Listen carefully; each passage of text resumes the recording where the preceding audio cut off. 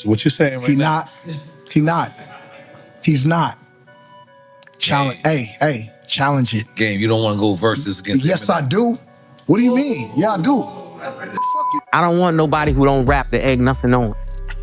You don't rap. Stay out of rappers' business. You specifically stay out of rappers' business. Right.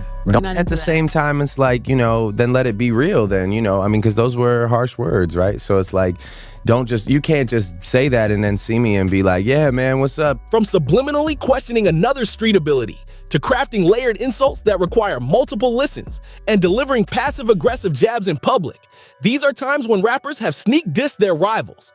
The best sneak disses are often debated for years, with fans and music critics trying to decipher who a rapper was referring to. With that said, let's dive into the times rappers sneak diss at other rappers. First off, we've got Soulja Boy versus Hopsin back in the early 2000s. Soulja Boy was still riding his internet-fueled wave, but also facing heavy criticism for being all gimmick, no substance. Around the same time, Hopsin was carving out a reputation as a lyrical purist, often criticizing mainstream rappers for lacking artistry. The clash of styles, flashy versus technical, set the stage for an unlikely but fiery exchange. For no reason whatsoever, he decided to say this on a Tiny Chat live stream. Fuck Hopsin, I'm about to go in the studio and record this Hopsin this song real quick. That nigga a bitch. Fuck that bitch ass nigga. That nigga. Hopsin's supporters lit up forums demanding a response.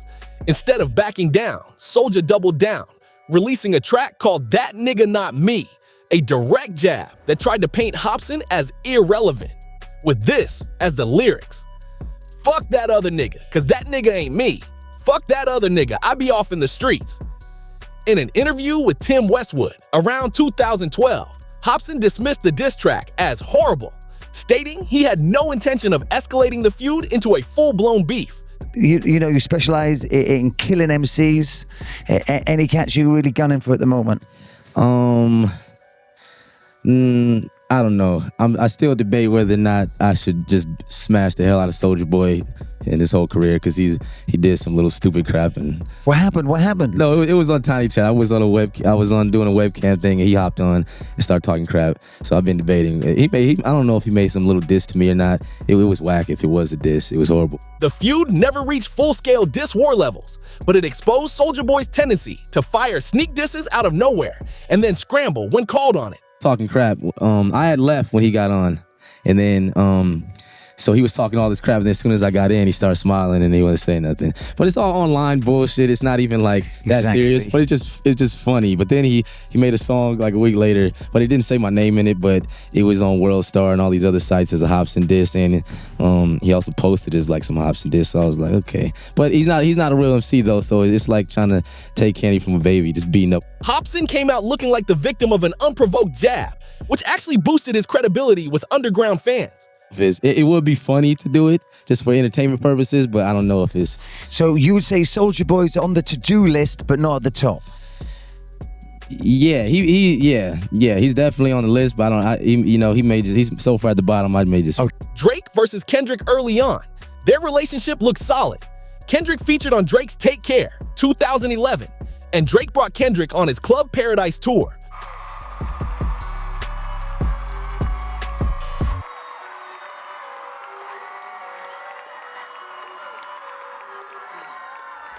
Like I said, this is my brother A$AP Rocky. This is my brother Kendrick Lamar. This is my brother Chasing Cash. We all ask you just one favor. Y'all keep working on being the beautiful people that you are, and we're gonna keep giving you this music that you love so much. At the time, both praised each other in interviews. Shout out to Drake, he reached out. How did that happen? I sat down with Drake in Toronto a while back when I did my first show out there. He called me up, man. We had a few drinks, and he always said he was appreciative of my music. I've always been a fan of his music. Hit me up one day and said, you know what, handpicked, man. I want you to be on this tour with me. And it's a lot of artists out there, man. That could have been on that tour. Things seemed pretty cool between the duo until Kendrick released the infamous Control verse in 2013. Kendrick dropped his infamous guest verse on Big Sean's Control. Line, I got love for you all, but I'm trying to murder you niggas. While framed as a competitive wake-up call, it didn't seem that way to Drake, who brushed it off in interviews, saying the verse was ambitious, but didn't affect him.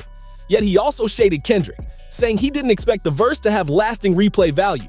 It was just like love. So it's like, was that real or was that just like for the people? You know what I mean? Like, It's a sparring kind of sport. yeah, but at the same time, it's like, then let it be real then, I mean, because those were harsh words, right? So it's like, you can't just say that and then see me and be like, yeah, man, what's up? Pretending like nothing ever happened. Like, that's not real. To me, that's not like the nature of battling. I mean, there's passion behind it. Over the years, both eventually had back and forth lyrically, dueling each other with subliminal lyrics. Drake's The Language, 2013, was interpreted as containing subliminals for Kendrick. Lines about rappers all sounding like Kendrick, and they try to come at me sideways, fueled debate. He even claimed he was forgettable. So far. Yeah, thank you. That's great. I'm honored. It's not me, but but speaking of like things that take a long time, man, you really took your time putting this album together, man. Yeah. Hey, can I do my job? Hey, I'm gonna get there. Be patient. But it was a process with this third album.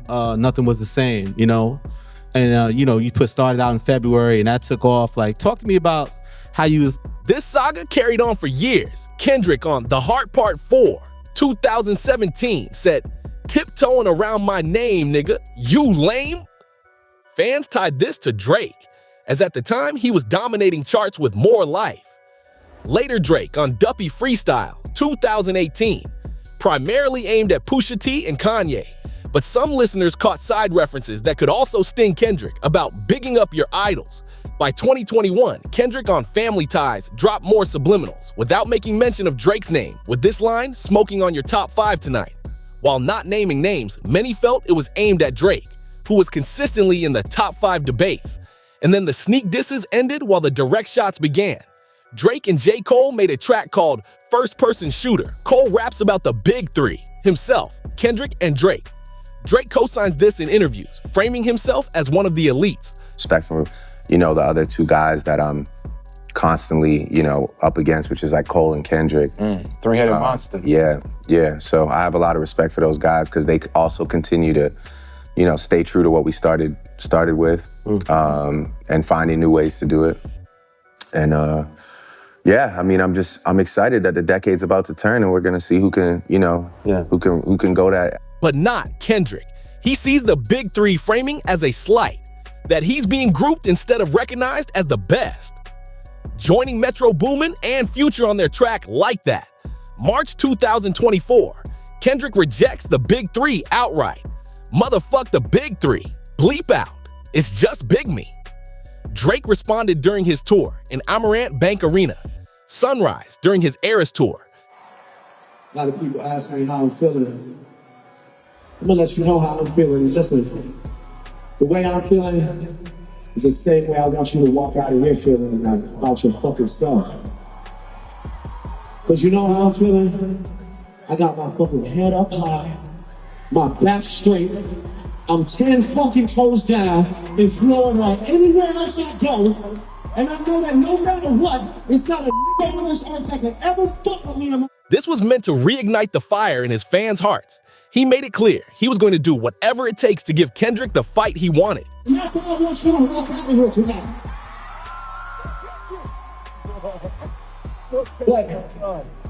But in order to, get yourself all gassed up, riled up, and move towards the future, sometimes you gotta acknowledge the mistakes that you made in the past, right? So this turned years of subliminals into an all-out open war, triggering Drake's push-ups and setting off the diss cascade and a legal battle from Drake when things spiraled way out of control. Pusha T vs. Travis. The tension between Pusha T and Travis Scott began in Paris in 2023 when Clips was working at Pharrell Williams' Louis Vuitton studio.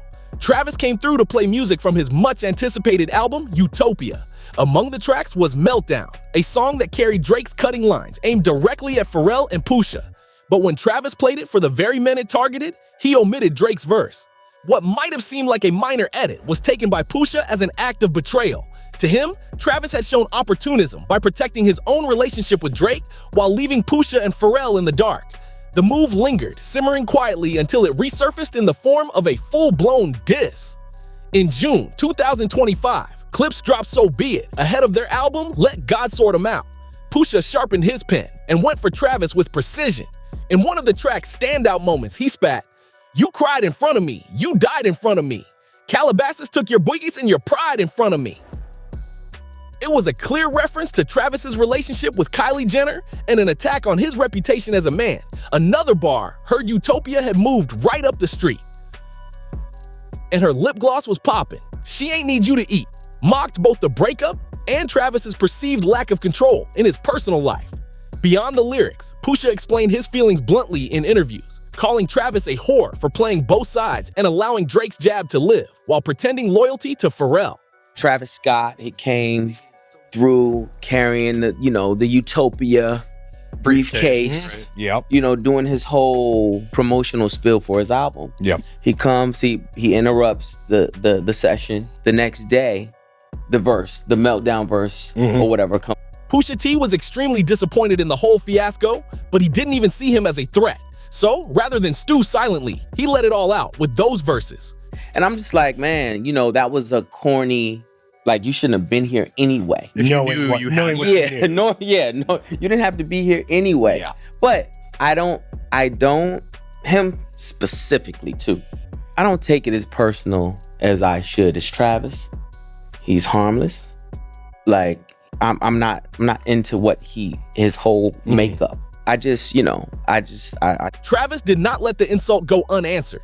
The following month, he slipped his reply into Champagne and Vacay on the Jack Boys 2 project.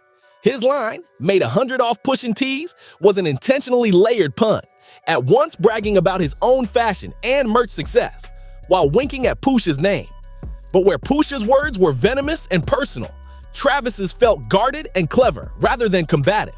Critics and fans alike viewed it as a tepid rebuttal, clever in wordplay, but nowhere near the level of fire Pusha had delivered. Interrupt the session, you play the album, you don't play that, you don't say nothing about that, and you put it out there. And for me, I just thought it was disrespectful. I'm like, man, we don't even want you here, to be honest. Like, we're not here to hognob with any rappers. And I personally don't like rappers who don't rap. Right. Like, I don't want to hear that. Like, as of now, the beef remains lopsided.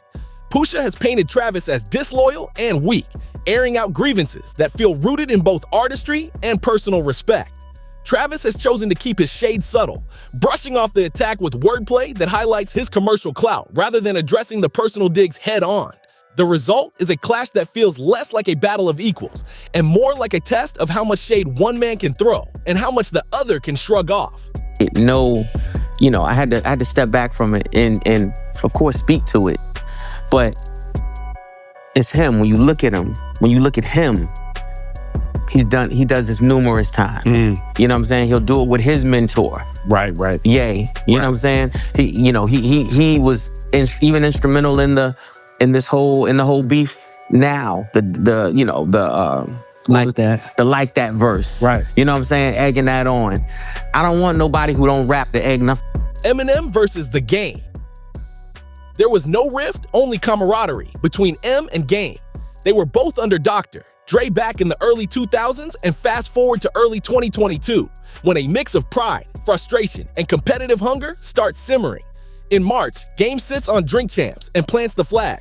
I used to think Eminem was better than me. He's not, while openly calling for a versus with M. Man, Eminem is Eminem, and I like Eminem. He's one of the fucking good MCs, great MCs. He rap fella, you know what I'm saying? Ficky. He do all that shit, Eminem. And I used to think Eminem was better than me. So what you saying right now? He's not. Challenge, hey, challenge it. Game, you don't want to go versus against Yes, Eminem. I do. What do you mean? He believed he had all it took to challenge Eminem, even calling him out based on his skin color, as if that matters. The fuck you mean? So what you trying to say? Hey, let's just say what you're trying to say. You trying to say that I don't want to head up fade with the white man? No, I just want to stay on some drama. That's all. It's not drama. 2 months later, on All the Smoke, he needles M's real-world footprint, which read like a sneak diss. a tidy poke at a pressure point aimed at relevance beyond record sales. So we've been in the pits of hell as far as like our financial literacy and just our financial status, because niggas put weights on our shoulders and held us down. Well, they did the same thing to us with Eminem, right? Because I'm not saying Eminem is not a skilled rapper, right? But there are men or goats out there. There are niggas out there that are maybe better than Kobe and Michael Jordan that will never. That seems like a compliment, but it's very clear to see that he believes Eminem isn't special at all. He believes the fame came from being with Dr. Dre. Now, you put him with Dr. Dre, who is from NWA, which, Easy helped create with Ice Cube and all them, and now Eminem has a stamp. You put him under a machine, right? Interscope, one of the biggest, and Universal, which is one of the biggest hip-hop conglomerates as far as like when they put money behind something, it's gonna move. So they could damn near take this white guy right here behind the camera and tell him that this is who is next. And with the writers and with everything that Dre has and Interscope has under that building, nigga. By August, the tension goes public. In the days around his album drop, Game pokes the bear by commenting under a Facebook post of Haley Jade, Can She Rap? Which takes a lot of guts, since Haley is Eminem's reverse scale. Then, Drillmatic, Heart vs. Mind, arrives in 2022 with the 10-minute concept record, The Black Slim Shady.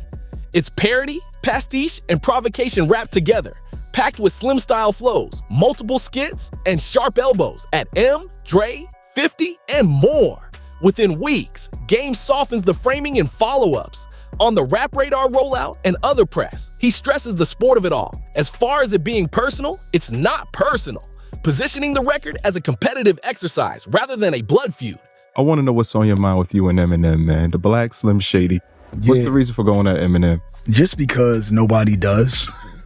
But as far as like it being personal, like it's not personal. Like I came up on M too. Like I remember the first time that hi, my name is, came out. I was like wowed by it. I felt the same feeling when I heard that I felt when I heard Juicy from Big the first time. So yeah, I always fucked with him. And then, the whole aftermath and the Shady thing, and he was on the documentary. I think me and 50's fallout kind of made him choose a side, and he wasn't doing that shit that I did. He like, I'm going with 50. Fuck you niggas. But but I just felt like hip hop got to be interesting. These niggas these days are so goddamn boring. Or every time somebody want to beef, somebody got to die or some shit. That sometimes, ladies and gentlemen, is just hip hop, and you can leave it at that. Not everyone buys the just hip hop. Eminem himself bides his time, then finally squeezes off a response a year later. On August 4th, 2023, M's guest verse on Ez Mill's Realist swats back at the Club Playtime with one of the song's killer couplets. Only reason they still play your stuff in the clubs is cause you still perform in them. It's concise, icy, and unmistakably aimed at Game.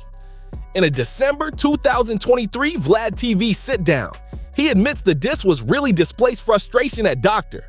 Dre, that he went at M because he was mad at his mentor and saw M as the proxy. It reframes the saga less as a personal vendetta against Marshall and more as a tangled aftermath family issue, aired through competitive rap. It was never really no malice. It was more a hip hop thing. He was the top dog, and I tend to do that. Even on my last album with, throwing shots at Eminem and beefing with Eminem, it was just me being upset with Dr. Dre. Dr. Dre can't out-rap me, so I just went at M, just because that's just how I get sometimes. But it's always competitive. It ain't like I'm gonna see M and be like, what's up now? You know what I'm saying? It's M. You know what I'm saying? And then M took his shots on a record that dropped, and M is. In other words, one long provocation from Game, one precise counter from M, and then a reset to Cold War temperatures.